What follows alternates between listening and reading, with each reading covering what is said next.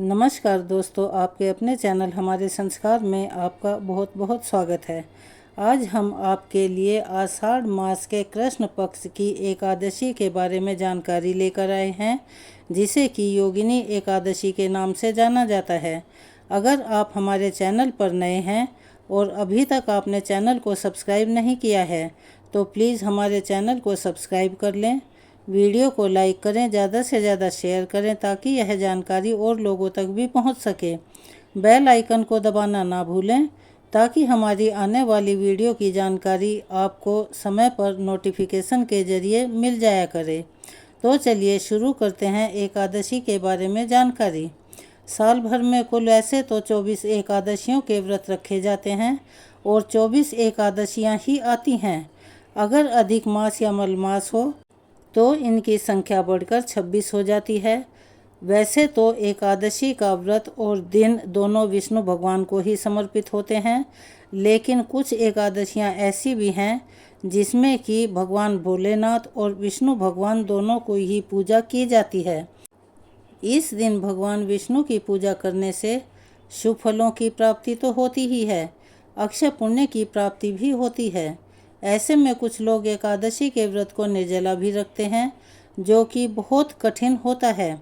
और यह एकादशी का व्रत कठिन व्रतों में ही आता है, लेकिन जिनकी सामर्थ्य एकादशी के दिन निर्जला या निराहार रहने की ना हो, वे इस दिन एक समय फलाहार और जल भी ग्रहण करके उपवास रख सकते हैं।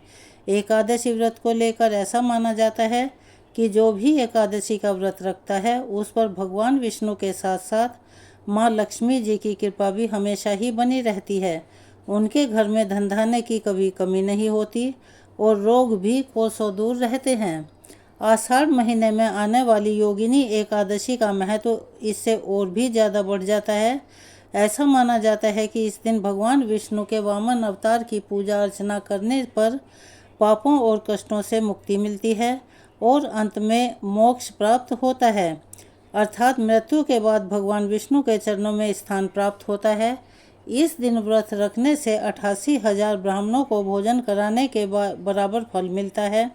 तो चलिए आपको बताते हैं कि साल 2024 में योगिनी एकादशी का व्रत कब रखा जाएगा। योगिनी एकादशी के दिन अगर कुछ आसान से सरल से उपाय कर लिए जाएं, बहुत सारे दोषों से मुक्ति मिल जाती है और बहुत सारे कष्टों का निवारण हो जाता है। जैसे कि अगर आपके घर में कोई वास्तु दोष हो तो आज के दिन हल्दी में मिला हुआ जल या गंगा जल का छिड़काव घर में कर सकते हैं और घर के मुख्य द्वार पर भी करना चाहिए। इससे घर में पैदा हुआ वास्तु दोष दूर होता है। साथ में गंगा जल छिड़कते समय या जल छिड़कते समय ओम नमो भगवते वासुदेवाय नमः मंत्र का सच्चे मन से उच्चारण करते रहना चाहिए। अगर आप चाहते हैं कि आप अपने करियर में बहुत आगे बढ़ें, आपको सफलता मिले, आपके किसी भी काम में रुकावट ना आए, तो आज बहुत ही श्रद्धा भाव से श्री लक्ष्मी नारायण भगवान की पूजा करें और पूजा करते समय श्री नारायण कवच का पाठ भी अवश्य ही पठन या श्रवण करें। इससे प्रसन्न होकर भगवान विष्णु ज्ञान प्रदान करते हैं, वहीं माता लक्ष्मी धन प्रदान करती हैं। अगर आपकी कोई इच्छा बहुत लंबे समय से अधूरी है, वह पूरी नहीं हो रही है, उसमें कुछ न कुछ अड़चन आए जा रही है और वह इच्छा आपके काम में बाधा डाल रही हो, तो आज योगिनी एकादशी के दिन भगवान विष्णु की पूजा करते समय दक्षिणावर्ती शंख में गंगा जल भरकर रख दें। पूजा के समाप्त होने के बाद भगवान विष्णु के चरणों का आशीर्वाद लेकर उस दक्षिणावर्ती शंख में रखे हुए जल को गंगा जल के प्रसाद के रूप में ग्रहण कर लें। ऐसा करने से आपकी जो भी मनोकामना है, बहुत लंबे समय से अटकी हुई है, पूरी नहीं हो रही है, वह जल्दी से जल्दी पूरी हो जाएगी। आपके जिन कामों में अड़चन या बाधा उत्पन्न हो रही है वो अपने आप ही बनने लगेंगे। एकादशी व्रत के नियमों का पालन दशमी तिथि के दिन से ही शुरू हो जाता है। दशमी तिथि को ही तुलसी के पत्र तोड़कर रख लिए जाते हैं। दशमी तिथि के दिन किया गया भोजन शुद्ध और सात्विक होना चाहिए और दशमी तिथि को सूर्यास्त के बाद अन्न ग्रहण नहीं करना चाहिए। फिर एकादशी के दिन सच्चे मन से धूप दीप जलाकर भगवान विष्णु का पूजन करना चाहिए। पीली वस्तुओं का ज़्यादा से ज़्यादा प्रयोग करना चाहिए और दान में भी पीली वस्तु ही रखनी चाहिए। महालक्ष्मी जी को श्रृंगार की वस्तुएं अर्पित करें और उसके बाद में कथा पढ़ें, सुनें और सबको सुनाएं। फिर दिन भर उपवास रखें। शाम के समय एक बार फिर से भगवान का पूजन करें। ध्यान रखें, भगवान विष्णु के भोग में जब भी आप भोग लगाते हैं, चाहे फलों का हो, शुद्ध सात्विक भोजन का ही हो, तुलसी के पत्ते जरूर डालकर रखें। एकादशी की रात को जागरण करना बहुत ही शुभ माना जाता है, जिसके अच्छे परिणाम देखने को मिलते हैं। जागरण करने से भगवान की विशेष कृपा मिलती है।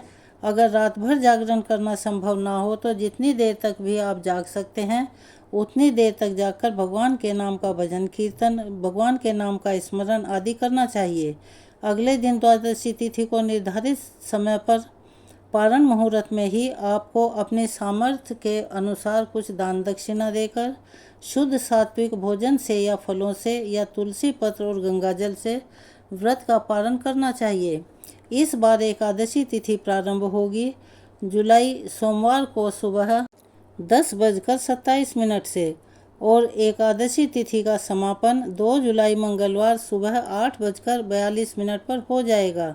भले ही यह तिथि 1 जुलाई की सुबह से आरंभ हो रही है, लेकिन एकादशी का व्रत 2 जुलाई मंगलवार को ही रखा जाएगा। सभी वैष्णव जन और गृहस्थ जन इसी दिन व्रत रखेंगे। एकादशी का व्रत रखने के साथ बहुत जरूरी है कि आपको अगले दिन पारण के शुभ मुहूर्त का ज्ञान हो और उसका ध्यान भी रखना बहुत ज़रूरी होता है। द्वादशी तिथि प्रारंभ होगी 2 जुलाई मंगलवार को सुबह 8:43 पर और इसी के साथ ही हरिवासर भी शुरू हो जाएगा। द्वादशी तिथि का समापन 3 जुलाई बुधवार सुबह 7:10 पर होगा। 3 जुलाई बुधवार को सूर्योदय सुबह 5:49 और सूर्यास्त होगा शाम को 7:12 पर। ब्रह्म मुहूर्त सुबह 4:13 से 5:01 तक रहेगा। राहु काल दोपहर 12 बजे से 1:30 तक रहेगा। द्वादशी तिथि के दिन आप व्रत का पारण करने से पहले ब्रह्म मुहूर्त में या सूर्योदय से पहले भगवान की पूजा कर सकते हैं। फिर निर्धारित मुहूर्त में आप हाथ में जल और तुलसी पत्र लेकर व्रत का पारण कर सकते हैं। हरिवासर 2 जुलाई मंगलवार को दोपहर 1:30 पर समाप्त होगा। ध्यान रखें, हरिवासर जब तक रहता है व्रत का पारण नहीं किया जाता और योगिनी एकादशी का व्रत इस बार खोला जाएगा 3 जुलाई बुधवार को सुबह 5:49 से 7:10 तक। इस चीज़ का खास ध्यान रखें कि द्वादशी तिथि समाप्त होने से पहले पहले आपको अपने व्रत का पारण कर लेना चाहिए। नहीं अगर कर पाए तो उसमें व्रत खंडित माना जाता है, क्योंकि यदि द्वादशी तिथि रहती हो और उस मुहूर्त में यदि व्रत का पारण ना किया जाए तो ऐसे में भयंकर दोष लगता है और एकादशी के व्रत का पुण्य भी प्राप्त नहीं होता।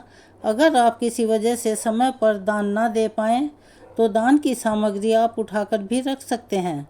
दान में पीली चीज़ों का दान करें और इसके अलावा मौसमी फलों का, अन्न का या पानी से भरे हुए घड़े का दान भी आज अत्यंत शुभदायी माना जाता है। एकादशी की कथा भी हमारे चैनल पर सुनाई जाएगी। आप सभी से अनुरोध है कि उस कथा को ज़रूर सुनें।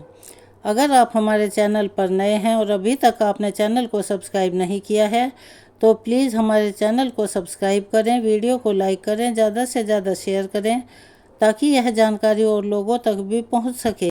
बेल आइकन को दबाना ना भूलें ताकि हमारी आगे आने वाली वीडियो की जानकारी नोटिफिकेशन के ज़रिए आपको समय पर मिल जाया करे।